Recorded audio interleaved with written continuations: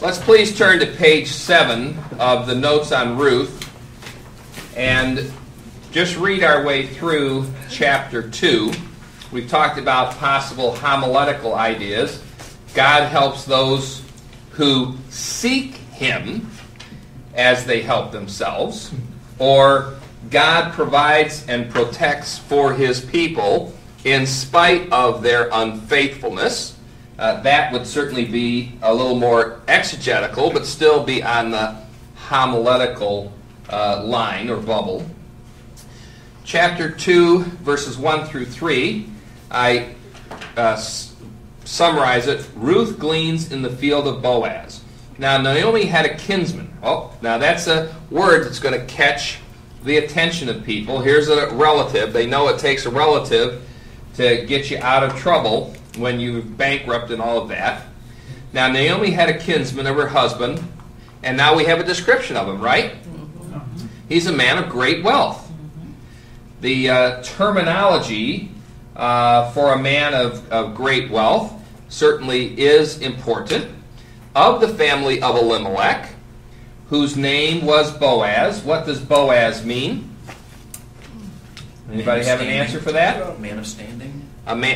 He's a man of standing. Is that what they gave for it? Boaz? Valor, worthy. Valor, worthy. Right. What was that? Verse 2. And Ruth the Moabitess, see how she's still being described, said to Naomi, please let me go to the field and glean among the ears of the grain after one in whose sight I may find favor. You know the principle of the law, and this might again fill in with the idea that Ruth had learned something about the law, something about the principles. For the poor and the stranger was allowed to come behind the field after it was harvested, and anything that was dropped was to be left for them. The corners of the field were supposed to be left unharvested for the poor.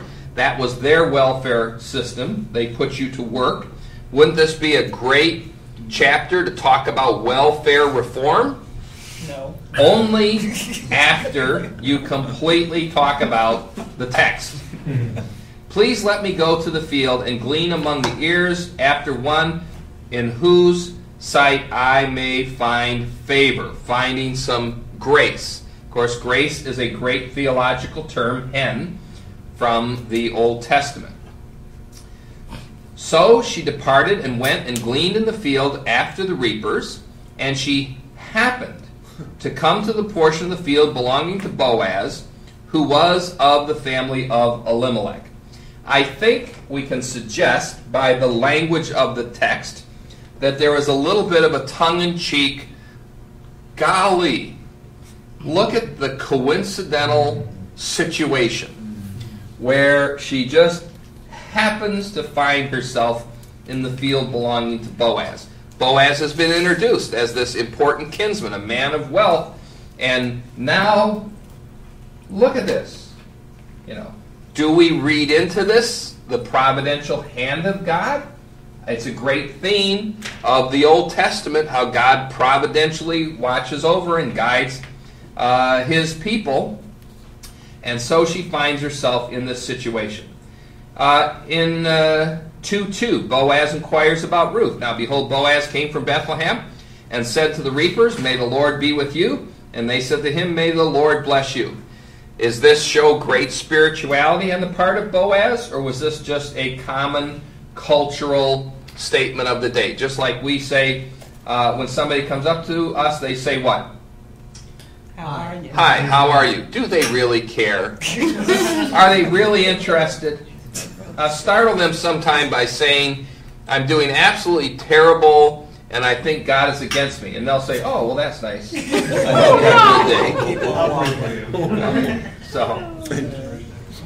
But I think from the text, this probably is an indication of some level of spirituality. Then Boaz said to a servant who was in charge of the reapers, whose young woman is this? Or who does this woman belong to? Who is this young woman belong to? Now, J. Vernon McGee, back to the Bible, has a very interesting translation for this. Look at your text, and I'll give it to you. His translation is, "Who's this young thing?" And although that may be extreme, the language is showing some real interest by Boaz. Verse 6, "The servant in charge of the reapers replied, 'She is the young' what? Moabite." Again, what do you want to do? A Moabite. Not, oh, she's the young woman who returned with Naomi, but he says it twice, doesn't he? She's the young Moabite woman who returned from the land of Moab. Verse 7, "And she said, 'Please let me glean and gather after the reapers among the sheaves.' Thus she came and has remained from the morning until now. She has been sitting in the house for a little while." This guy has probably kept his eye on her for a while, hasn't he? Chapter 2, verses 8 through 13. Boaz invites Ruth to glean in his field and then prays for her.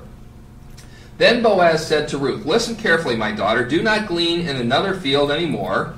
Do not go on from this one, but stay here with my maids. Let your eyes be on the field where they reap, and go after them. Indeed, I have commanded the servants not to touch you.'" Of course, what's wrong with touching somebody? You have to look at this particular Hebrew word to understand it's more of a violation type of touch.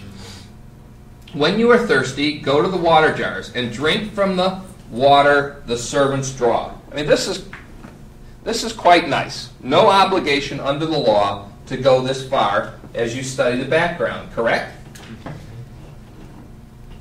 Now, this one here just touches my heart.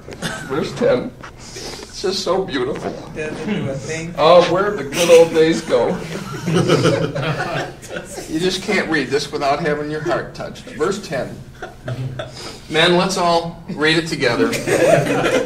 "Then she fell on her face, bowing to the ground, and said to him, 'Why have I found favor in your sight, that you should notice of me since I am a foreigner?'" Isn't that just absolutely touching? And he said, "Because you're cute."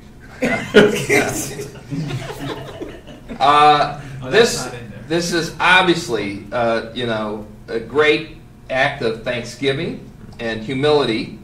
But again, a key word. Why have I found what? Favor or grace in your sight, that you would take notice of me. And she describes herself as what? A foreigner. He is extending to her citizenship type privileges. And she is just overwhelmed by it. And that's just really sweet. I mean, don't we have a marvelous love story developing here? Verse 11, Boaz replied to her. Now, you won't get away with this, preaching this as how girls should relate to guys these days, correct? No application here at all. Verse 11, Boaz replied to her, "All that you have done for your mother-in-law after the death of your husband has been fully reported to me, and how you left your father and your mother and the land of your birth and came to a people that you did not previously know." Now, what does this tell us about Boaz? What's he been doing? Well informed. He's well informed. He's checking up. Pardon me? Getting reports from others. Yeah, yeah. And where could he have gotten this information from? Naomi. Maybe Naomi. Maybe some ladies that have told Naomi, some relatives. He doesn't say it's from, but certainly he has done a complete background check of. Now, did he really not know who this girl was, having learned this much about her when he was in the field? I mean, was he just toying with his foreman? Maybe. She's in the shade house. She's a little ways away from where he's at he doesn't know who she is, I don't think. I think he sincerely doesn't know. He knows who Ruth is. He just doesn't know when he first gets there that the girl is Ruth. Verse 12. May the Lord, this is kind of a prayer, may the Lord reward your work and your wages be full from the Lord. Have we not seen that theme before in chapter 1? You've dealt with me. May God deal with you. The God of Israel, under whose wings you have come to seek refuge. So this is quite a bestowal of a prayer, a blessing upon her. A lot of great theology here. It's also, isn't it kind of a declaration that Ruth has been seeking God? I think so. Or an understanding that she has. Now, Naomi says when she comes back from the land, I went out full, God brought me back what? Empty. Boaz is praying, I hope that God rewards you, that you get full wages, and that you get the refuge. And we need to be careful that when we pray for somebody, who knows, we might be the answer to that. Verse 13, then she said, I have found favor in your sight. I found grace in your sight. And I think this next phrase is a much underused term. My Lord. Can we say it all together, men? My Lord. Over here? My Lord. My Lord. Amen. Thank you, brothers. Thank you. We are comforted. For you have comforted me, and indeed you have spoken kindly to your maidservant. Now, here is an interesting place where sometimes even to click on the Hebrew text and get a more literal one, it literally says, you have spoken to my heart. Isn't that sweet? Ladies, can we say, isn't that sweet? You have spoken to my heart. Though I am not like one of your maidservants. I mean, she fully understands her place in society. The theme of grace, the theme of comfort, the theme of kindness is coming through again. And Boaz, has done his homework here. Now, what insights do we have about Boaz so far? He's wealthy. He's wealthy, a man of standing, A man who looks after the poor. man who looks after the poor, very sincere. Doesn't matter that she's probably attractive poor. Doesn't I don't know. Maybe he might not.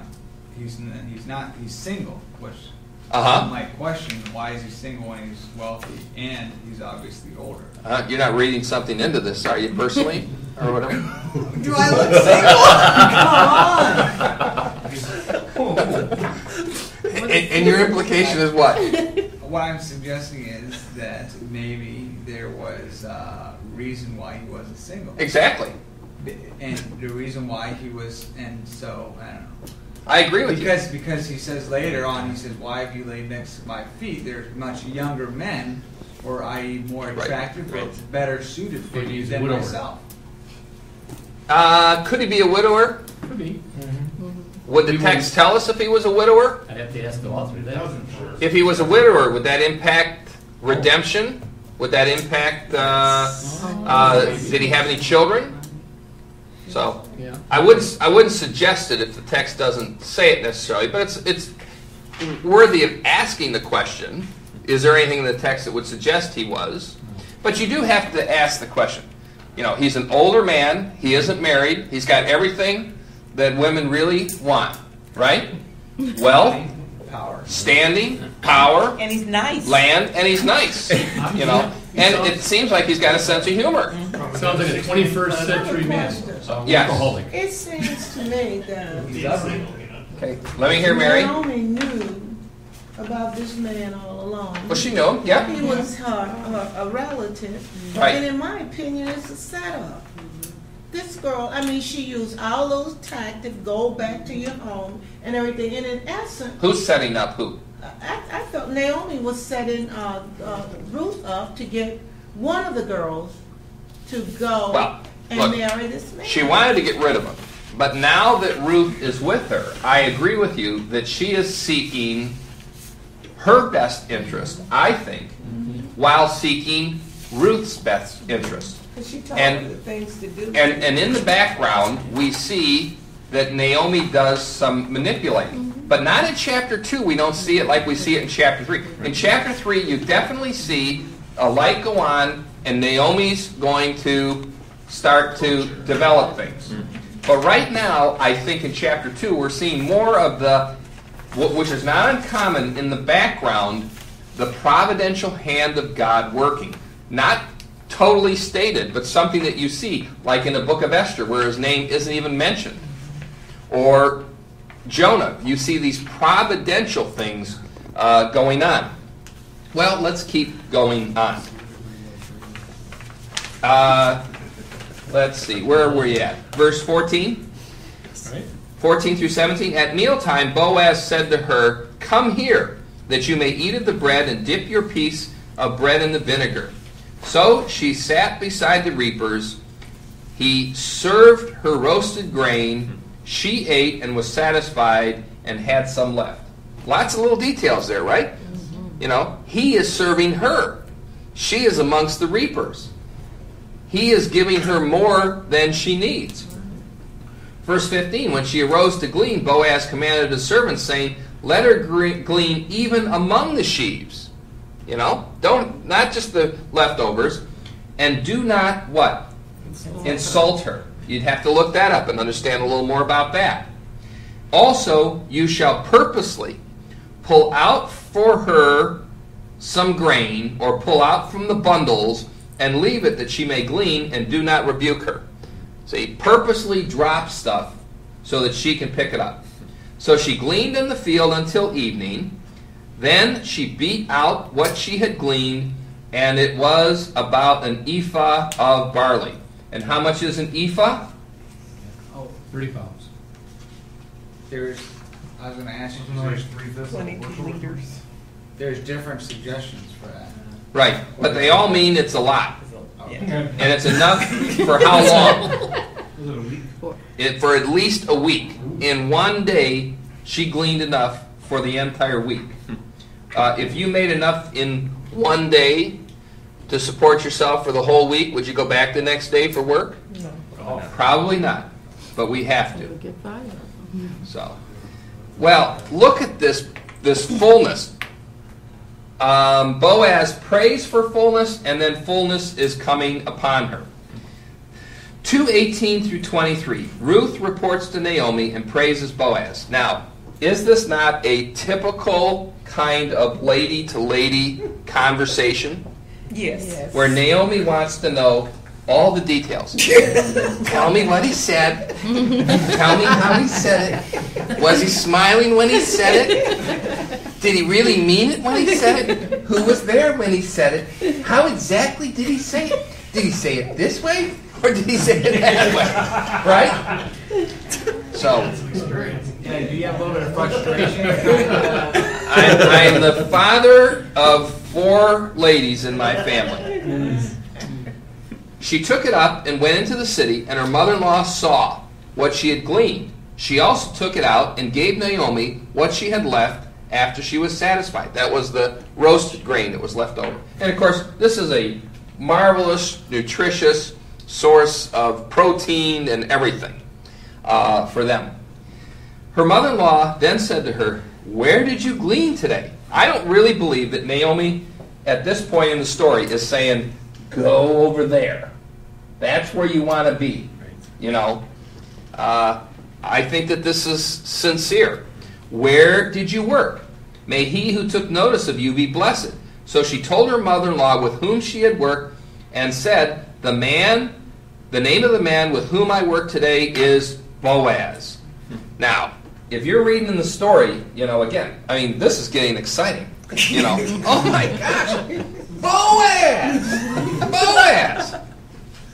Naomi said to her daughter-in-law, "May he be blessed of the Lord, who has not withdrawn his kindness to the living and the dead." Because she knows that Boaz is that kinsman. Again, Naomi said to her, "This man is our relative. He is one of our closest relatives," or a term for the kinsman redeemer, right? Yes. So now she's giving, and so I see here more the providential hand of God than I do the manipulation of Naomi. Then Ruth the Moabitess said, remember, she hasn't lost this Moabite sticker, has she? Furthermore, he said to me, you shall stay close to my servants until they have finished all my harvest. That's the barley harvest and the what? Wheat harvest. And the wheat harvest. Naomi said to Ruth, her daughter-in-law, it is good, my daughter, that you go out with his maids, so that others do not fall upon you in another field. I mean, they could be harassed, they could be all kinds of terrible things. So she stayed close by the maids of Boaz in order to glean until the end of the barley harvest and the wheat harvest. And she lived with her mother-in-law. Wow, this is getting exciting. I mean, for ancient Near Eastern storytelling, this is an exciting story. This is a romance story. This has got everything in it that makes for a great movie or book. In fact, wasn't it Steinbeck who took the book of Ruth and wrote the book, and then which was turned into a play and a movie? It was Grapes of Wrath. Grapes of Wrath, I believe, was the basis of it. Ruth, chapter 3, verse 1.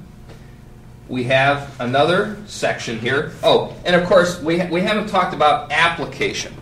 But here again, application has to be built off of the text. I mean, the application, for the first chapter, might be disobedience brings judgment. Forsaking God brings troubles in life. Chapter 2, what would be, biblical application for this chapter 2, based on the exegesis? What would you say is some valid application, some main application? Working hard pays off. Well, certainly a good work ethic brings blessings. Yeah. Well, I was going to say honor mother and father, Ruth giving to Naomi. Sure. They're certainly there. Faithfulness to individuals or to family brings faithfulness from others, reaps faithfulness. Other applications? About obedience brings blessing. Certainly obedience brings blessing, and with the specific examples. Do we know that Boaz was maybe more friendlier to her because of her family ties? So Well, he had done his homework on her. So maybe there's some kind of relationship to where families stick together, families take care of each other. Forget the part that... No, I think you can talk about that. Yeah. That godly people take care of the community of faith. So, Well, yes. aren't you jumping though by saying community of faith isn't that one step outside of the bounds? Why? Isn't Ruth being It's not faithful? talking about community of faith. Isn't Ruth being faithful? When I hear faith, I'm equating that with Christianity, what we would consider. No, there's faith in the Old Testament. No. I'm saying, by you saying this is a community of faith, I'm thinking... It was not Israel a community of faith? Yes, but if the application is to us, which is a community of Christian faith, is that legitimate? Or are we Absolutely. stepping one step outside? Absolutely. Has God's character in being faithful to faith changed from the Old Testament to the New Testament? No. Okay. Has God's community responsibility from the Old Testament to the New Testament necessarily changed? What do we mean by community? Well, in Old Testament Israel, there was lots of laws that protected the community of faith, Community of the Jewish people. of believers, or non-believers for that matter, in the Old Testament. And in the New Testament, he talks about doing good, particularly to those of the household of faith. So if you're going to build the bridge, you build it based upon the Old Testament covenant, and then you can build the bridge to the New Testament, first and foremost. Are there any other applications come to mind here? So, all right. Chapter 3. Naomi seeks redemption through Boaz for herself and for Ruth. You got any homiletical statements for me?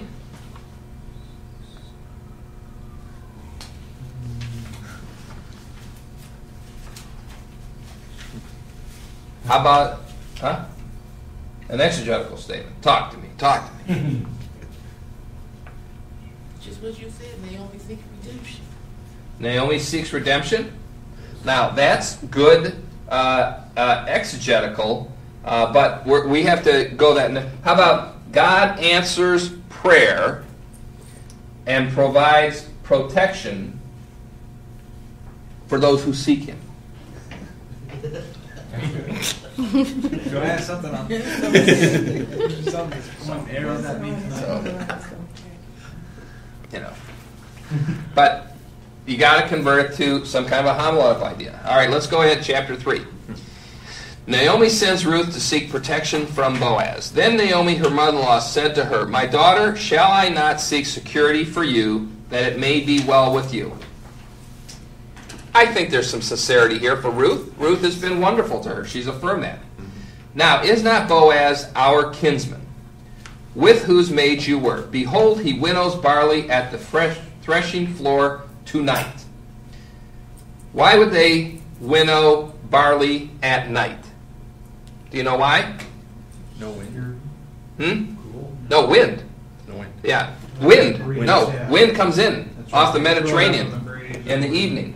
So when we lived in Jerusalem, almost every night, even in the summer, we had to have covers because the cool winds come in off the Mediterranean, up the mountains, and you can get quite a bit of wind in the evening. And that's the time to beat stuff down and throw it up in the air so that you have the chaff blowing away, correct? Yes.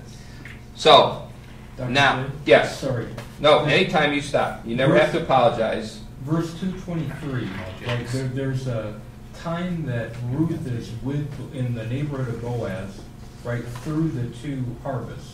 How long, do you have any idea how long that period would be? Of the harvest? Yeah, right, according to what? Barley through the wheat. Right. It's a few months. Okay. So you're probably talking about 2.5 months. Okay, thank you.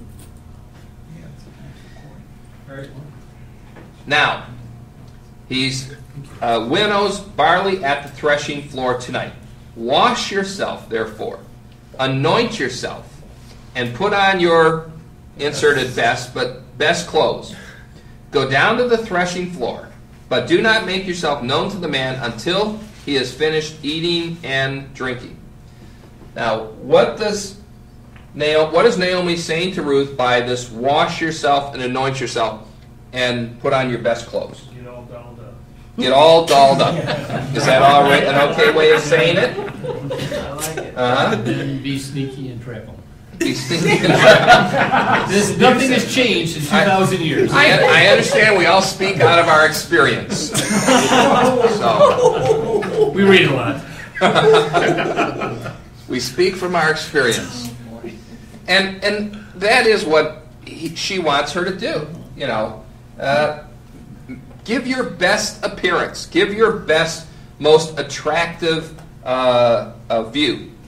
But don't make yourself known until the man has finished eating and drinking. Why is that? Is there anything to that? She can't compete with the food. She can't compete with the food?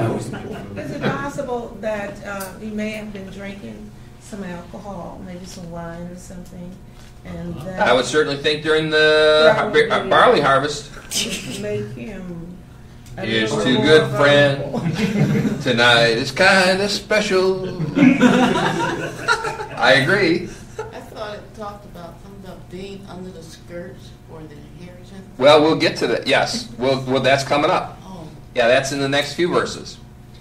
So, but I mean, when he's eating and drinking, again, the barley harvest and the wheat harvest is a great time of celebration.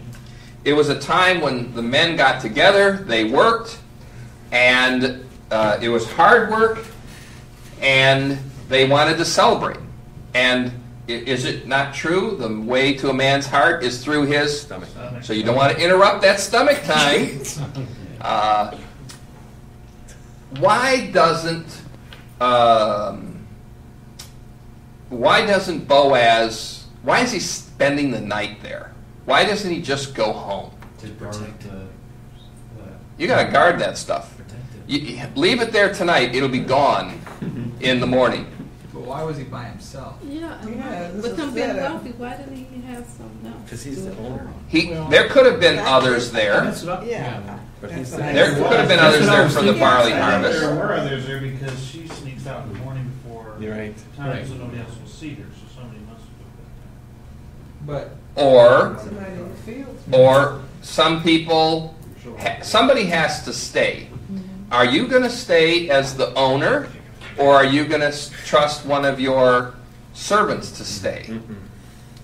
If you're talking about guarding valuables or something valuable, So you don't trust your servants? you don't trust your servants. Not a good businessman doesn't trust anybody. Everybody will cheat you, just about. So, I mean, not to say there aren't loyal people out there. They are somewhere, but they're few and far between. We're all But sinners. she is not to make herself known to him, maybe when others are around, or maybe when he's doing something. So, verse 4. It shall be when he lies down, that you shall notice the place where he lies. You better notice, because there was more than one person up there, chances are. More than one pile of barley. You shall go and uncover his feet and lie down, and then he will tell you what to do. So, here again, this is pretty exciting. You know, she's going up to the barley harvest, you know, in the late evening. She's got to work her way up this hill and hide out. Watch where he lays down, and I think you've all been out somewhere where it's absolutely pitch black, and you can't hardly see your hand at times. I mean, that's the kind of darkness that we're talking about. She watches him lie down. She goes over, lies down beside him, and then Naomi says, uncover his feet. Why? Why does Naomi suggests that she should uncover her feet, his feet? because he'll wake up. That's my suggestion. We don't know. You know, we don't really know. But I do know First this. thing we agreed on. So, please, let's mark that down. Well, that would be some traditional thing, because he knows what to do when that happens. Well, Maybe yes and know no. He would know what to do. Yes, he knows. He knows something from her and the covering that is asked to be put over him, or from him to her. But could that not have been accomplished without uncovering his feet? Could it have been more than just one cover and take the cover off his feet and put over you? Well, but she has to ask him to do that, doesn't she? Yeah. Maybe that's the only part that you can touch. I think it might have been this is only conjecture on my part, because I've never been able to read of an ancient Near Eastern custom, except for when he takes it and puts it over her to the covering. But what is a kind of common sense thing is that if she uncovers his feet, chances are they're going to get cold and he's going to wake up. She said to her, all that you say I will do. Verses 6 through 9. So she went down to the threshing floor and did according to all that her mother-in-law had commanded her. When Boaz had eaten and drunk, and his heart was merry, which tells us merry, he was what? Drunk. Barley pop. He might not have been drunk, but he was a happy camper. Pretty good. He was feeling good, thank you. He went to lie down at the end of the heap of grain. He went there to protect what he's got. And she came secretly and uncovered his feet and laid laid down. It happened in the middle of the night that the man was startled and bent forward and said, "Man, I had more to drink than I thought. I don't remember anything happening." And behold, a woman was lying at his feet. Can you imagine, like, wow, how much did I drink? So, can you imagine that, Marv? I'm sure you can. No. You told me you were a former Catholic now. We did feet washing. So, I feel your pain, brother. he's very startled, and he said, "What? Who are you?" It is so pitch black, he can't see anything. She answered, "I am Ruth, your maid. So spread your covering over your maid, for you are a close relative."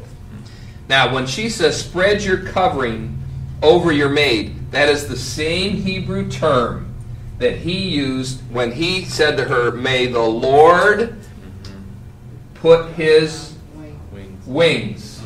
See, it's the exact same word, like the mother hen that protects the little chicks. That is what is being said to her.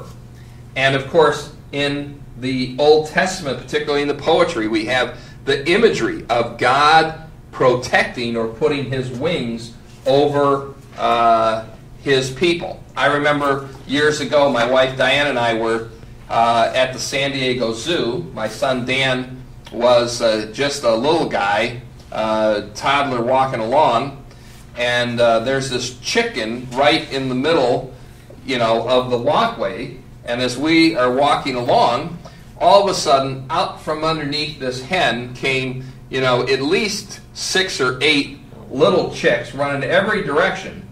But that hen took right after us to protect. And that's the kind of imagery that the children of Israel would have understood. So, spread your covering over your maid, for you are a close relative. I think we understand this practice to be clearly saying or stating that she is asking him to be the kinsman redeemer, to be the protector. This is very exciting. Oh man, love and romance and secrecy and 10 through 13. Boaz commits to redeeming Naomi and Ruth. Then he said, "May you be blessed of the Lord, my daughter." Nice term of endearment. "You have shown your last kindness, your last loyal love." See, this word comes up all the time in the text. Very rich grace and loyal love are huge terms in Old Testament theology. Last kindness, to be better than the first, by not going after younger men, whether poor or rich. It seems that she was attractive enough that she could have married for love or for what? Money. Yes. You're reminded of the lady who, she was a widow.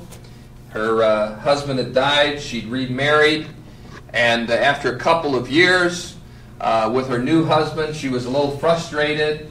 And she yelled at him one day, "Harry, did you just marry me because my husband left me a lot of money?" And Harry looked at her and says, "No, dear, I would have married you no matter who left you the money."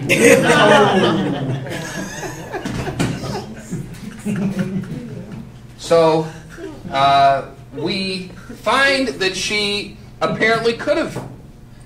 And again, I think Ben's insight, did anybody else, catch that? That Boaz, maybe he wasn't the most attractive man, but he certainly was wonderful personality and all those other things that we other men hope will pull us through.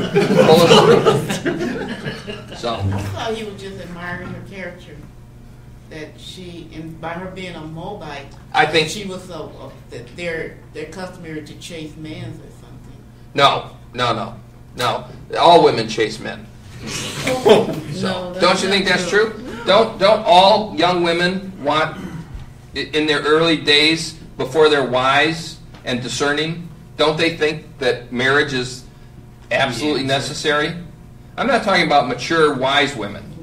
I'm talking about naive, young women.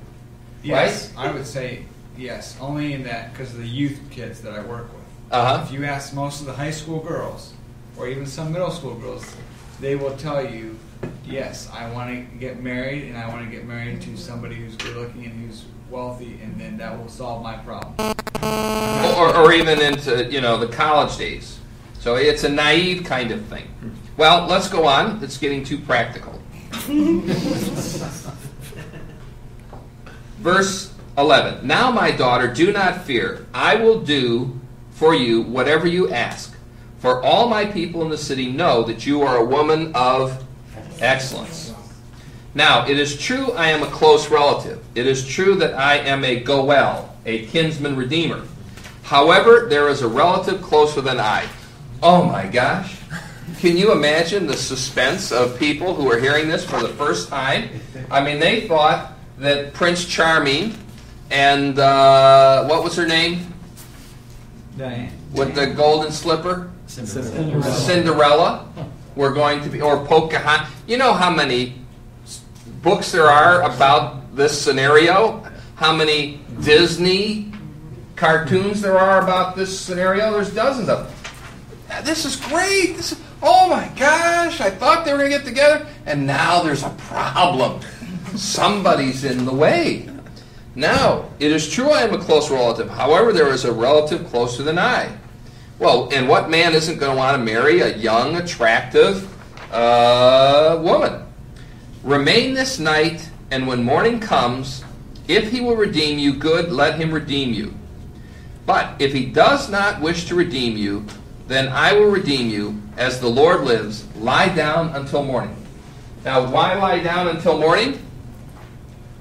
It's dark. It's dark. It's absolutely dark. And I don't care how good the road is, you can fall off the cliff. And there is no easy way back. If you're in the absolute wilderness or the rugged mountains and it gets dark and you don't have light, it's time to huddle up and wait. And that's what happens for her. Now, in chapter 3, verses 14 through 18. So she lay down at his feet until morning, and rose before one could recognize another. And he said, let it not be known that the woman came to the threshing floor. Why? Why? Pardon me? I was thinking to preserve the innocence. To preserve the innocence? To preserve the appearance of innocence? To give the other kinsman the opportunity where he hadn't all right. taken her virtue. Now, taken what? Well, it won't appear that he took her virtue or something.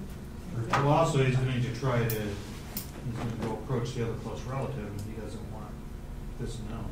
Why? Well, because the guy uses leverage, maybe. Why? I think he wants her for himself, but he uses a tactic to try and make the other guy who was in line number one to discourage him by giving him all these responsibilities. Okay, all right. What's wrong with a woman spending the night with a man up at the barley floor who's been eating and drinking? The assumption is that something inappropriate happened. That something inappropriate happened. Now, if something inappropriate happened between Boaz and Ruth, then is she out of the equation for the redemption? Does the man have to redeem her? No. No. You got a Moabitess. You got a loose girl who spends... Now, do you think, and you got to stretch your imagination on this one, but do you think that during the barley harvest there were times when women did go up and spend the night with the men? Yes. Yes. Prostitution way back then? Absolutely. So, I should have had a PG-13 or a R rating for this sermon. But yes, that's everything a part of it. So he says, lay at my feet until morning. Then she gets, I don't think she slept much that night, do you? Oh, she was so excited. Boaz is going to redeem us. I get to go back and tell Naomi, this is what we've been praying about. Oh, this is so exciting. But she gets up before anybody can recognize. That's important. And he said, let it not be known that the woman came to the threshing floor. Again he said, give me the cloak that is on you and hold it. So she held it. And he measured 6 measures of barley and laid it on her. Then she went back to the city. Why does he give her this barley? To let Naomi know that he's going to commit to a... All right, it can certainly be an indication of a pledge of commitment. Anything else? Maybe so if somebody does see her on the way, she can just say... There could be a very practical thing there. Yeah, I saw Ruth coming down the mountain this morning pretty early. Didn't have anything in her hands. You know, so now she's got a what? Alibi. Yes, yes. Now, that's only conjecture. I wouldn't go to the wall on it, but I think it makes good sense as you recreate the story. But always keep the text separately. You know, people say to people, in my opinion, or this may be. And always help them to know what level you are on as to absolute textual statement versus I suggest. Did I see a hand out there? Yeah. When I saw this, I was just wondering, could it have also had something to do with telling her not to go back empty-handed? If it was like maybe a contrast to where in the beginning where she was saying... Absolutely. What you're seeing here is came back empty. Now there is a fullness that is developing. Verse 18. Then she said, don't go back, and particularly because he says, do not go back to your mother-in-law, what? Empty-handed. That's a theme that we saw. Then she said, wait, my daughter, until you know how the matter turns out, for the man will not rest until he has settled it today.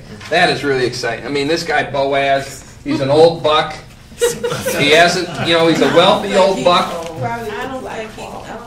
I don't think he's old, and I don't think he's ugly. Oh, I think he's a perfect gentleman. He's a perfect gentleman, but that don't mean he's old. And there's some reason why he hasn't been married. Now, I'd like to think that just God preserved him and protected him. God preserved him for the only one. Right. The right. only one. It doesn't say he doesn't have any other wives, does it? No. Because weren't they still doing that back then? Doing what? Having polygamy in some... It was not only under levirate marriage did you see it during the period of the law. Multiple wives. It's one man, one woman, except levirate marriage was the main practice. So the kings were told not to multiply wives, so on and so forth. Pardon me? They did. Some did. Some did. Yep. If we don't want to think of him as an old buck, that's okay. That's my take on it. She could have married younger men, poor or rich. That suggests that he was older to me. But I won't go to the wall on that one. Now, here we are. We've concluded that one. And again, you have to think about application. What is the application based upon the text? What is some application that you would think of?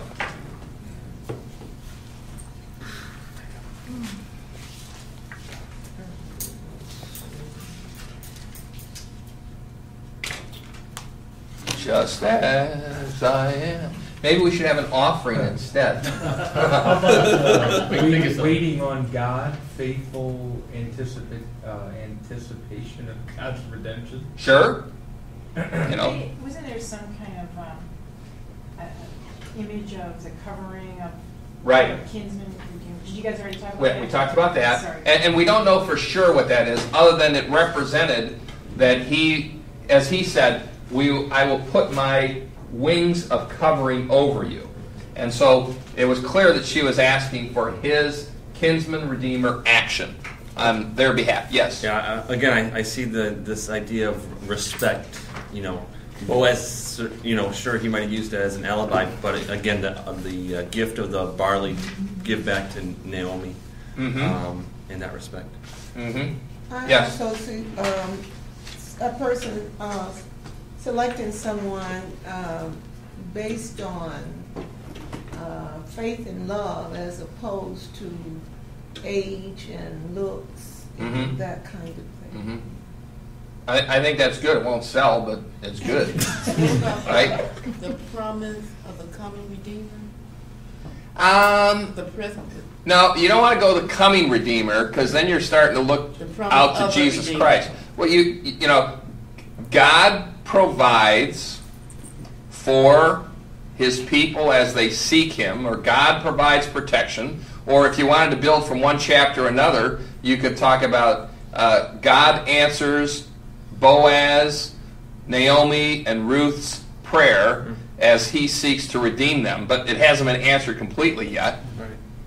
So, now, chapter 4. So what is the application? Well, you're going to have to figure that out. I've got lots of my own, but I don't want to keep telling you. But your application has to come out of what was the application to the audience of that day first.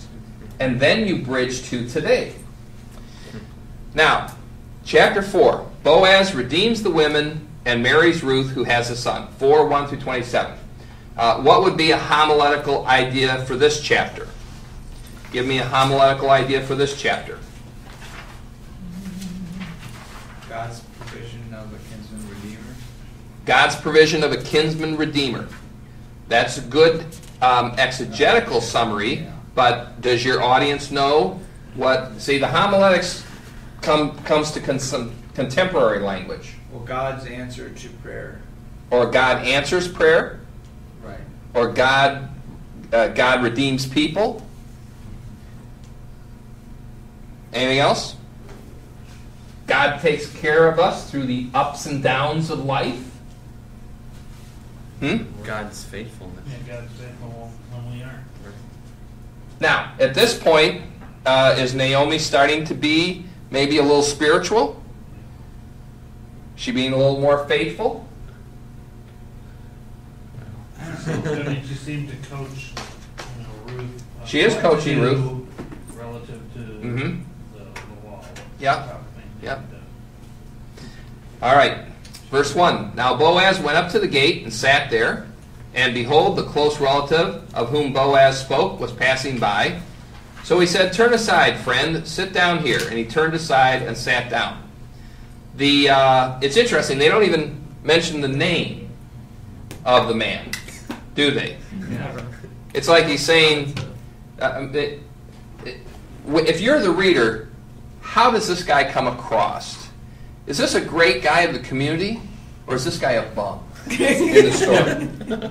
Somewhere in between. I mean, he's a bum. He's like a recluse. He's a bum. Well, no, he's got a family. He's got things going for him. But just the way the text describes him. It's almost as if he doesn't want to be identified. Right. Or the writer doesn't want to identify him. Right. It's embarrassing. Right.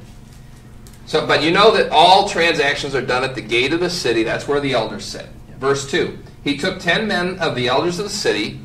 That's what it took to hold court. "Sit down here." So they sat down. Then he said to the closest relative, "Naomi, who has come back from the land of Moab, has to sell the piece of land which belonged to our brother or our relative Elimelech.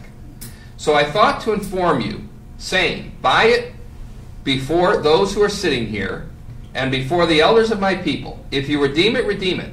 But if not, tell me that I might know, for there is no one but you to redeem it, and I am after you." And he said, "I will redeem it." Oh, man. Love story shot down. Boaz, you're back out to the pasture, you old buck. Isn't this a wonderful drama of the story? I hope Princess Diaries that they would get to marry. And the guy said, "I will." But you see that Boaz is playing his hand really well, isn't he? I mean, he set this guy up, didn't he? Then Boaz said, by the way, an addendum to the contract, point 1, on the day you buy the field from the land of Naomi, you must also acquire Ruth the what? Moabitess. Right? She's a foreigner. Foreigner. An enemy. The widow of the deceased. In order to raise, and by the way, I want you to understand and remember that you got to raise up the name of the deceased of his inheritance. So whatever you're going to get, you ain't going to get. The closest relative said, I cannot redeem it for myself because I would jeopardize my own inheritance. What does he mean by that?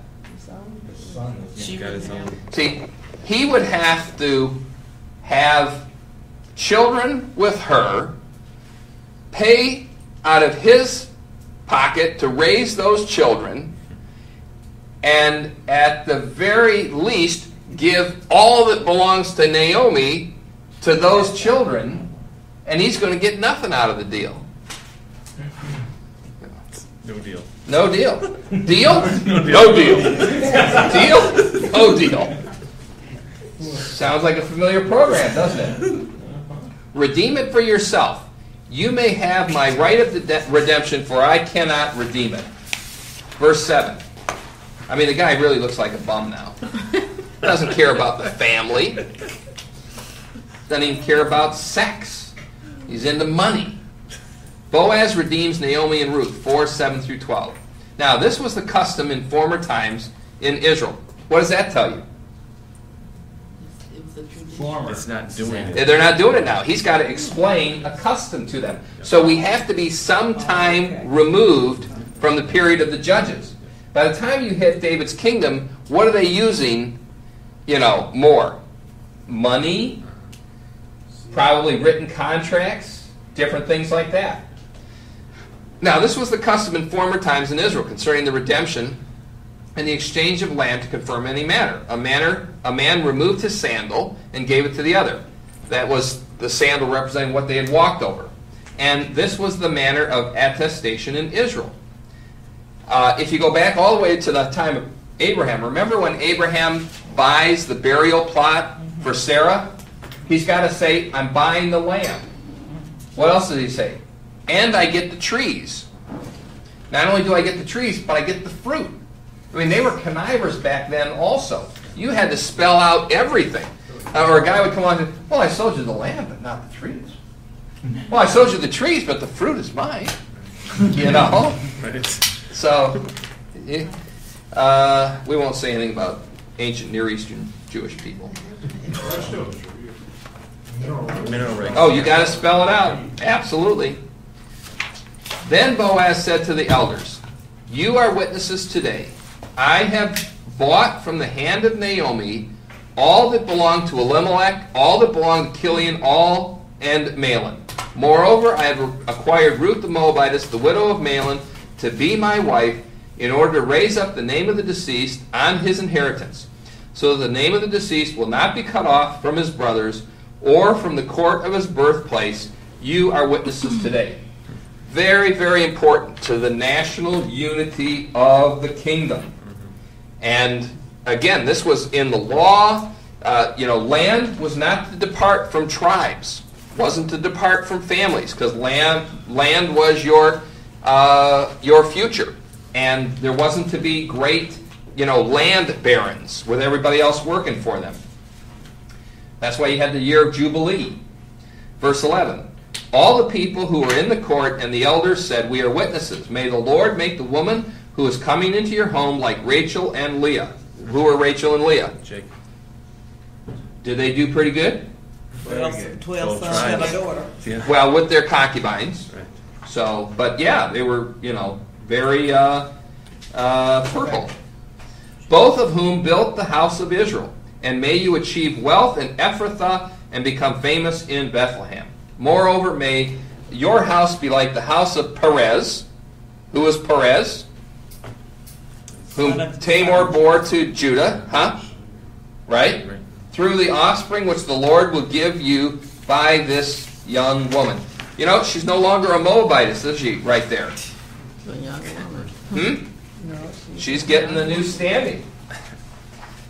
So Boaz took Ruth. She became his wife. He went into her. Oh, giggle, giggle. You know, what does that mean? You know, I mean, this is a storytelling. You know, this is what people would have gotten from it. And the Lord did what? Enabled her to conceive. And she gave birth to a son. Here again, the whole comedy, you know, the tragedy to triumph. Now Naomi is blessed, redeemed, and restored. Then the women said to Naomi, and this is why I think Naomi's the main character. The whole story is primarily about Naomi and Naomi's view of Yahweh, Elohim, and everything that's going on. Then the women said to Naomi, "Blessed is the Lord, who has not left you without a redeemer today. May his name become famous in Israel. May he also be to you a" what? Restorer of life and a sustainer of your old age, which is what her husband and sons were supposed to be to her. For your daughter-in-law, who loves you and is better to you than 7 sons, has given birth to him.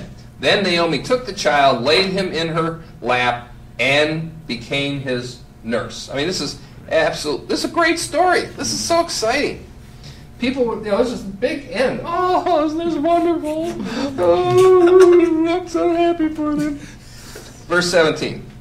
The neighbor women gave him a name, saying, "A son has been born to Naomi." So they named him Obed. What does Obed mean?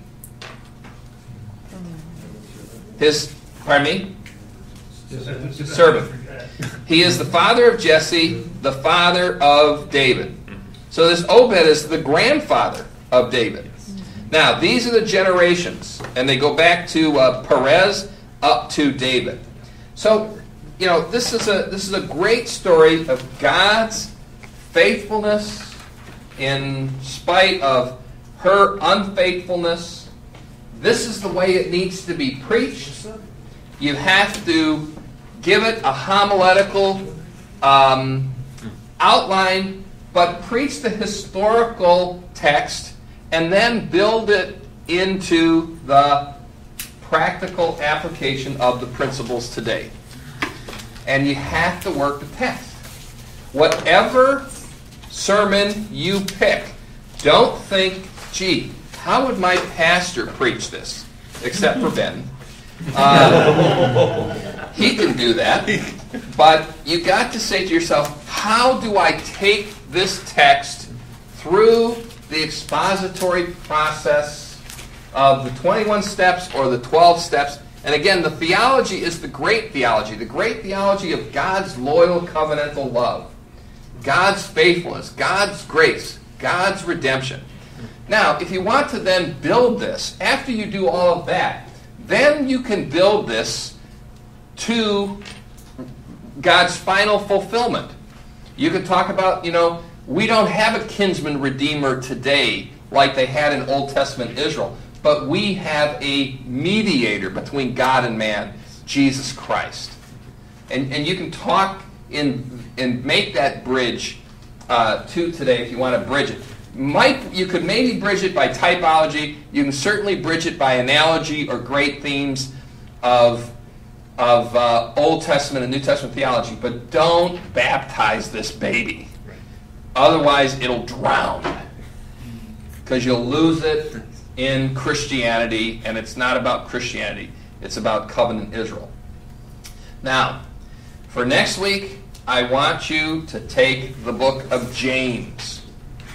And I want you to take those 5 chapters of James and do the same thing that we have done tonight. And find your major sections, divide it up, give it some summaries, and give it some homiletics. Now, you will find that James will convert to homiletics a lot easier because it's not narrative. Right. You know, because it's going to be straightforward subjects about faith, about trials, about temptations, about works, about discrimination, those types of things. Pardon me? It's in the church, so it makes it easier. to Absolutely. draw Absolutely. So you want the exegetical? Yes. Yeah. Now you. And homiletical? Yeah, I want exegetical and homiletical. I got the impression you wanted us to just do the exegetical work on. Well, and I want you to think about the homiletics of it all, though, too. So, absolutely, I want you to think about, like we've done tonight, about converting it. So, and you've got some articles that we still need to talk about, some books that we still need to talk about. We will wrap those things up next week. But work the text, work the whole book, work the synthetic chart, work the text, and begin to build that exegetical outline that will convert into the homiletic line. And think about the homiletical outline. How can you, contemporize this without losing the text itself? So, if homiletics moves you so far away from the text that it doesn't sound like the text or doesn't relate to the text, then I personally think you've gone too far. So others would say, no, you're wrong. That's okay. I get to be right here for now.